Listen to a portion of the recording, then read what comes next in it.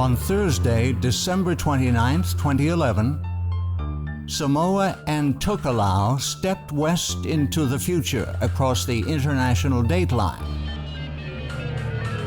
Skipping December 30th, the next day was declared to be December 31st, 2011.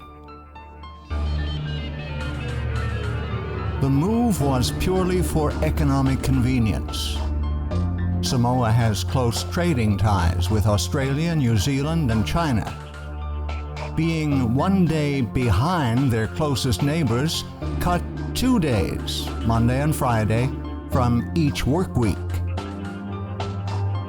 While most Samoans welcome the change, the skipped-over date presents serious challenges to Christians who conscientiously believe the week has cycled without interruption since creation, and they need to worship on a specific day of the week. When it is important to worship on a precise day, deleting one day from the calendar can have weighty consequences. The fact is, the international date line is a relatively recent man-made invention. It zigzags its way down the Pacific Ocean and has changed several times over the years. The international date line is the imaginary line on the Earth that separates 2 consecutive calendar days. The date in the Eastern Hemisphere, to the left of the line, is always 1 day ahead of the date in the Western Hemisphere. It has been recognized as a matter of convenience and has no force in international law. Without the international date line, travelers going westward would discover when they returned home 1 day more than they thought had passed, even though they had kept careful tally of the days they were away. This happened to Magellan's crew after the first circumnavigation of the globe. Likewise, a person traveling eastward would find 1 fewer day had elapsed than he had recorded, as happened to Phileas Fogg in Around the World in 80 Days by Jules Verne. The Gregorian calendar in use around the world today is a solar calendar having a continuous weekly cycle. On a solar calendar, the days and years are measured by the sun, but the months and weeks are purely arbitrary, having no link to any movement in nature. This is what necessitates the international dateline. It established a man-made beginning to the day to unite the whole world on one Gregorian date. So the international dateline has proven to be a real problem for the inhabitants of Samoa, because Samoa's date was different from its surrounding neighbors, causing economic problems. They changed the location of the international dateline. The international dateline is an attempt by man to solve a man-made problem, which inevitably occurs on a round Earth when one uses a continuous weekly cycle, not anchored to the heavenly bodies and the rotation of the Earth. However, when one chooses to follow the Creator's luni-solar calendar, Yahuwah, as the arbiter of time, has set the moon to govern the monthly and weekly cycles for specific locations. Yahuwah removes all need of the international dateline, and thus removes all dependence on the Gregorian calendar and man's technology to straighten things out. All one needs is the moon to know when the months and weeks begin.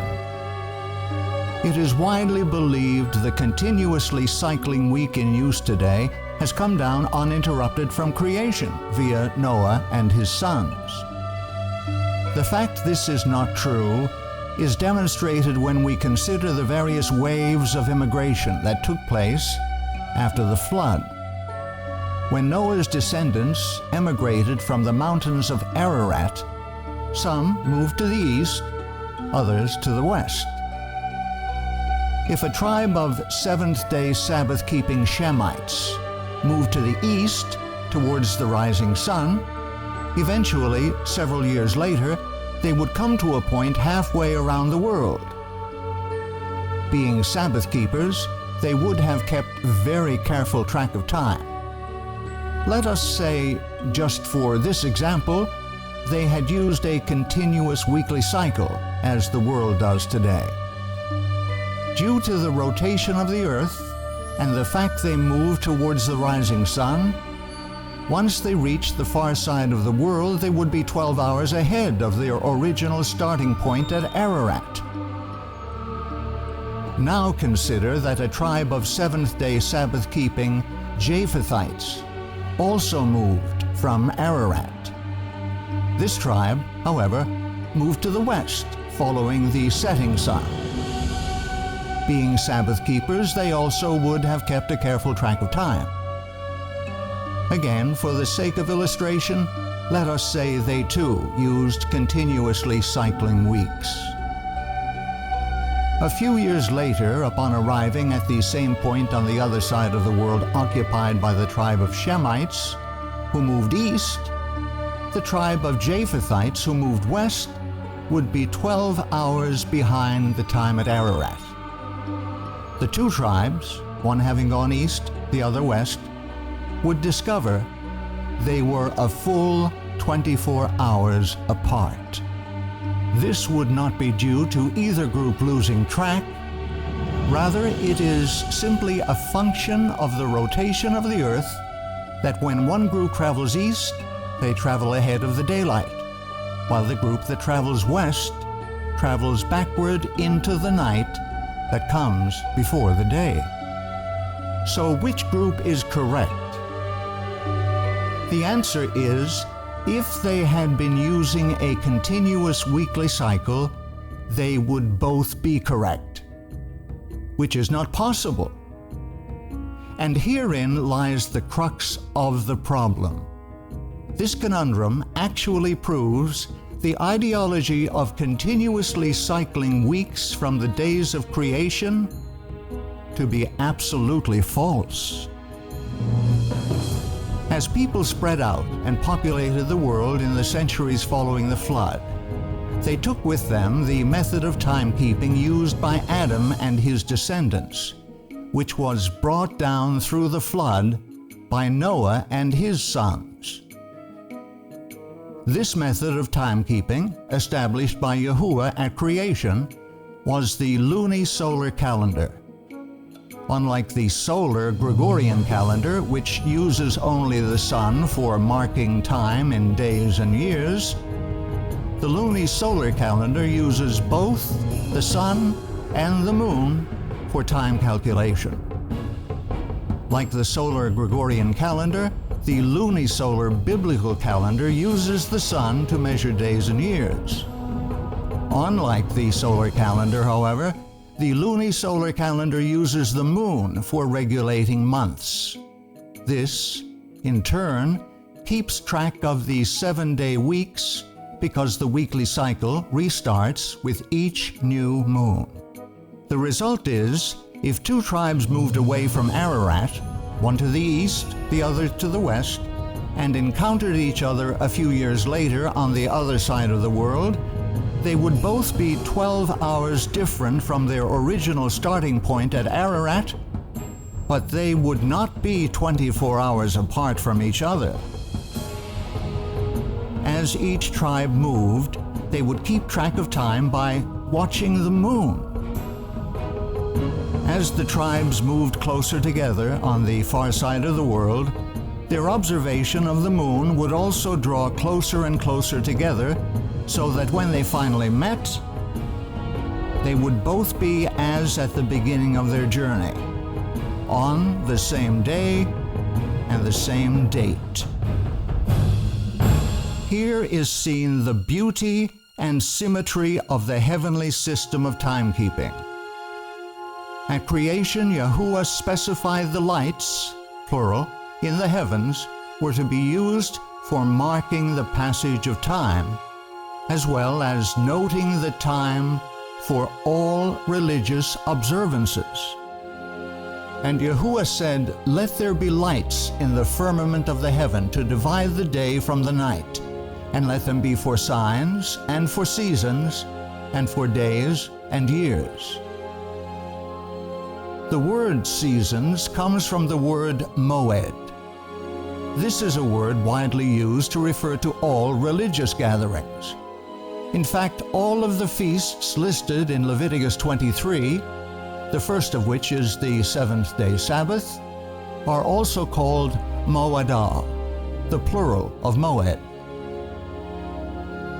When the Creator set aside the Sabbath day and blessed and sanctified it as holy time, He also created a system whereby people could keep track of the passage of time so they could know and worship Yahuwah Elohim when His Sabbath arrived.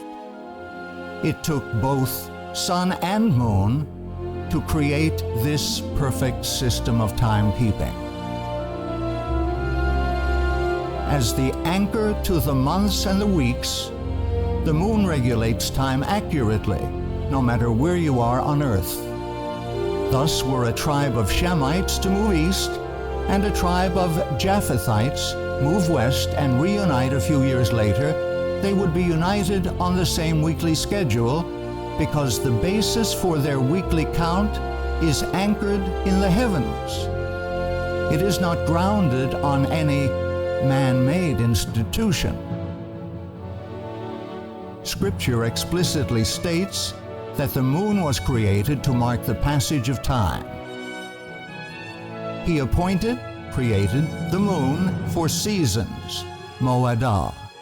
The sun knoweth his going down.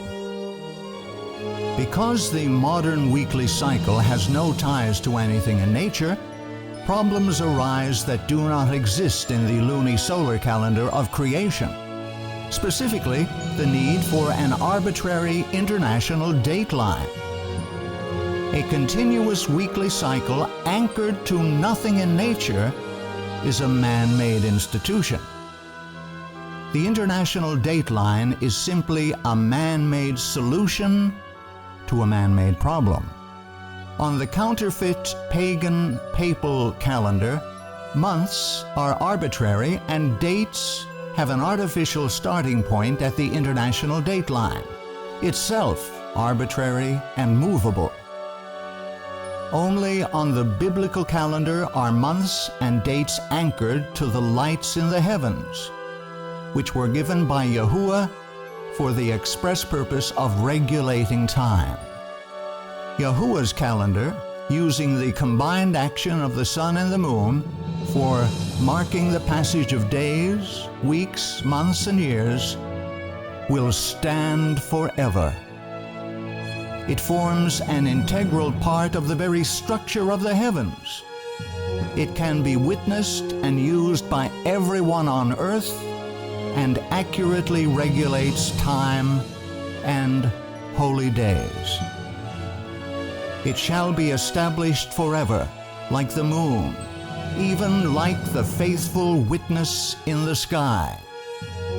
With all of this in mind, which calendar will you use to find the correct dates to worship? Man's, the Gregorian calendar, or Yahuwah's, the lunisolar calendar?